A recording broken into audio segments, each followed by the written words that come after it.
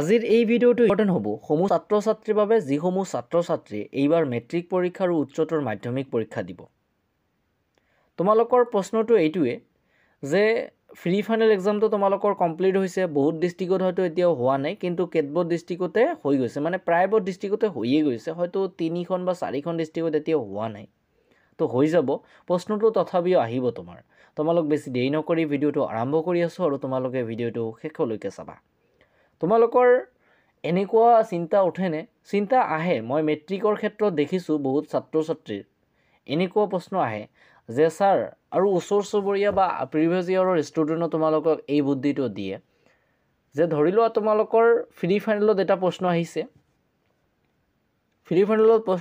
যে লক্ষীনাথ বেজবৰুৱাৰ জন্ম কিমান চনত হৈছিল। মই এটা কথা কৈ আছোঁ দেই, কোনোবাই নাভাবিবা যে এইটো ফ্ৰী ফাইনেলত আহিছে বা অহা নাই, মই কাৰো কুৱেশ্যন পেপাৰ দেখা নাই, মই কৈ আছোঁ এনেকৈ যে সেই কুৱেশ্যনটো আহিছে, ফ্ৰী ফাইনেলত আহিছে, সেই কুৱেশ্যনটো ফাইনেলত আহিবনে, এনেকৈ এটা প্ৰশ্ন আহে তোমালোকৰ। এতিয়া ধৰা অসমীয়াৰ যিখন প্ৰশ্নকাকত কাটিছে সেইখনৰ লগত যিজনে ফাইনেলৰ কুৱেশ্যনখন কাটিব তেওঁৰ কোনো মিল নাই। গতিকে প্ৰশ্নৰ উত্তৰটো এটাই যে ফ্ৰী ফাইনেল যিবোৰ কুৱেশ্যন আছে সেইবোৰো যদি পঢ়া তেন্তে মই গেৰাণ্টি দিম 25 বা 20 তোমালোকে পাবা, ফ্ৰী ফাইনেলৰ কুৱেশ্যনৰ পৰাই পাবা 25 বা 20। যদি ভালকৈ পঢ়া তেন্তে 30 আপ পাব পাৰা, 30 আপ পাবই পাৰা ফ্ৰী ফাইনেলৰ কুৱেশ্যন। এতিয়া তোমাক বহুতে বুদ্ধি দিব যে ফ্ৰী ফাইনেলত যিটো আহিছে সেইটো ফাইনেলৰ কাৰণে ইম্পৰ্টেণ্ট নহয়। মই এই কাৰণে ইম্পৰ্টেণ্ট বুলি ক'ম, কি কাৰণত ক'ম, কাৰণ ফাইনেলৰ কুৱেশ্যন পেপাৰখন যিজনে কাটিব সেইজন কিন্তু নাজানে যে ফ্ৰী ফাইনেলত কোনে কুৱেশ্যনখন কাটিছে আৰু তেওঁ নেদেখিব যে ফ্ৰী ফাইনেলত কোনটো কুৱেশ্যন আছে। এতিয়া এটা ভাবাচোন, অসমত কিমানখন ডিষ্ট্ৰিক্ট আছে?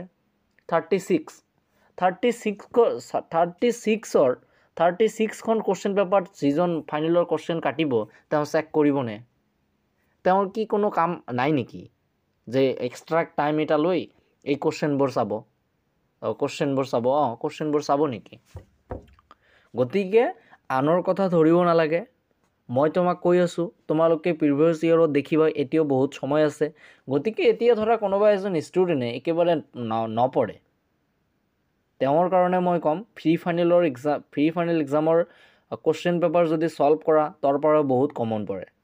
কাৰণটো এটাই, ফ্ৰী ফাইনেল আৰু ফাইনেলৰ লগত কোনো কানেকশ্যন নাই, কুৱেশ্যন পেপাৰৰ লগত কোনো কানেকশ্যন নাই, কাৰণ এজন মানুহে নাকাটে। এতিয়া ধৰা মই এজন টিচাৰ আছোঁ, ফ্ৰী ফাইনেলৰ ক্ষেত্ৰত মোকো মাতি ল'ব পাৰে যে ছাৰ ফ্ৰী ফাইনেলৰ কুৱেশ্যনটো মোক কাটি দিয়ক, মোক ডিষ্ট্ৰিক্ট লেভেলৰ পৰা কল আহিলে। ফাইনেলত যিটো বৰ্ডে কাটিব তোমালোকৰ HSLC আৰু AHSEC, এই বৰ্ড দুটা যেতিয়া কুৱেশ্যন কাটিব সেই বৰ্ড দুটা কিন্তু মোক কেতিয়াও নামাতিব। তেওঁৰ কাৰণে হয়তো আলাদা এজন মাষ্টাৰ আছে, 36খন ডিষ্ট্ৰিক্ট আছে, 36খনত যিজন এক্সপাৰ্ট আছে তেওঁকে মাতিব। গতিকে আনৰ কথা ধৰি ফ্ৰী ফাইনেলৰ কুৱেশ্যনবোৰ বাদ দিবা আৰু দাগ চিন দিবা যে এইবোৰ ইম্পৰ্টেণ্ট নহয়, এইবোৰ পঢ়িব নালাগে, সেইটো কিন্তু একেবাৰে ভুল কৰি আছে বা ভুল কৰিবা, সেইটো কেতিয়াও নকৰিবা। মোৰ কথা এটাই, যদি ভাল ৰেজাল্ট কৰাৰ ইচ্ছা আছে তেন্তে একেবাৰে সকলোবোৰ পঢ়িব লাগে, যি আহে দেখা যাব, কি আহে দেখা যাব, মই লিখি দিম, কথা এইটোৱে, মই লিখি দিম।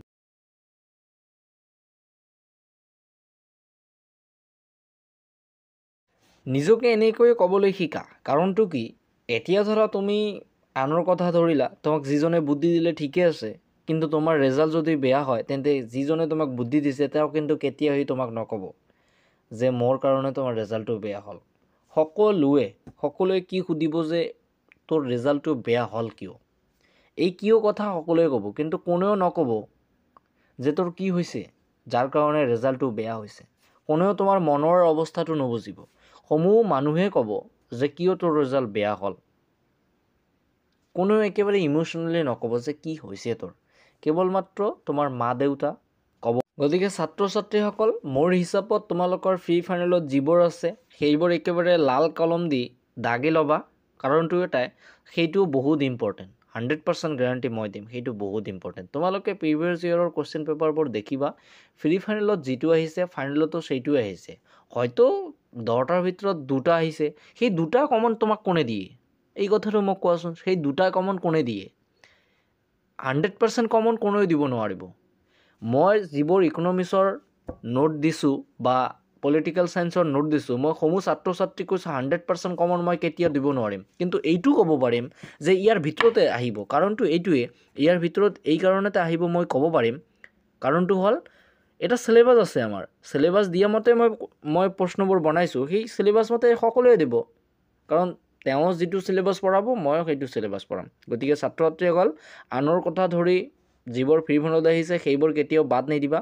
কথা এটাই, সকলোবোৰ পঢ়িব লাগে। যদি ভাল ৰিজাল্ট কৰাৰ ইচ্ছা আছে তেন্তে সকলোবোৰ পঢ়িবা, ঠিক আছে? তো ছাত্ৰ ছাত্ৰীসকল আজিৰ ভিডিঅ'টো আমালোক ইয়াতে সমাপ্ত কৰিলোঁ।